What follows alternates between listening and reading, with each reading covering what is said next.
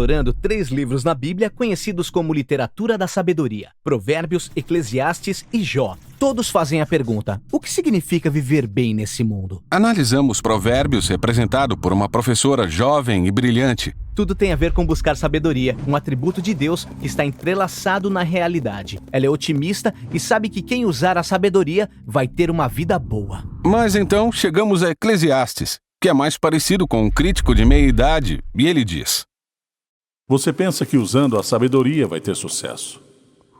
É melhor pensar 2 vezes, porque a vida aqui debaixo do sol não faz sentido. Ele usa muito essa expressão. Para entender melhor, precisamos notar que existem 2 vozes falando.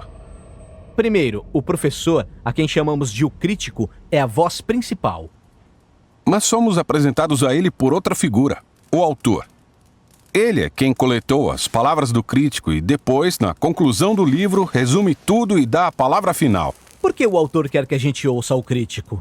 Ele quer sacudir sua visão do mundo, colocando tudo de cabeça para baixo, permitindo que o crítico explore 3 coisas muito perturbadoras sobre o mundo. E precisamos avisar que elas são bem intensas.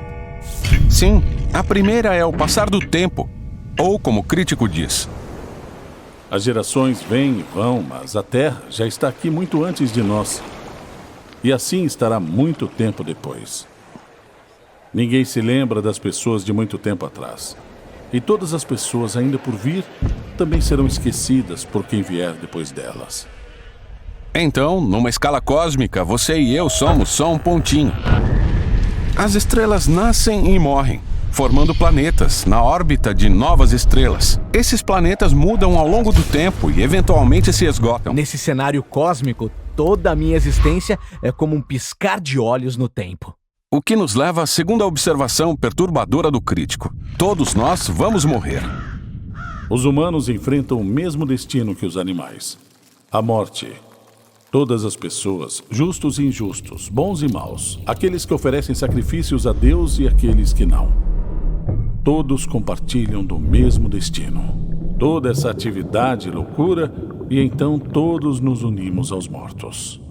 Isso é deprimente.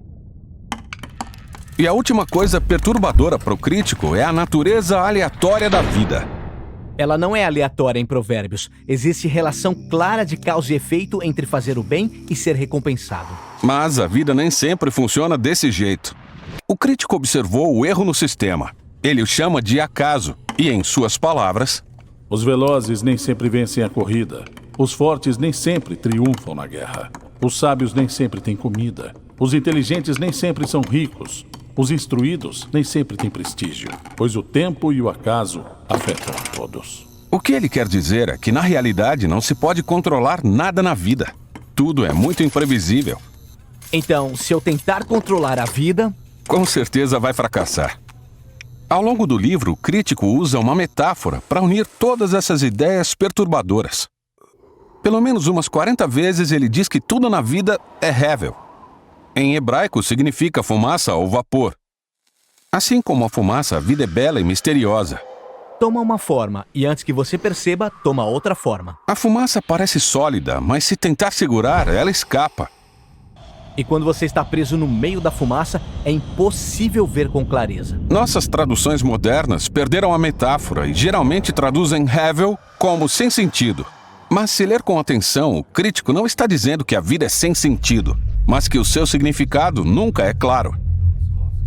Como a fumaça, a vida é confusa, perturbadora e incontrolável. Então, o que a gente deve fazer com tudo isso?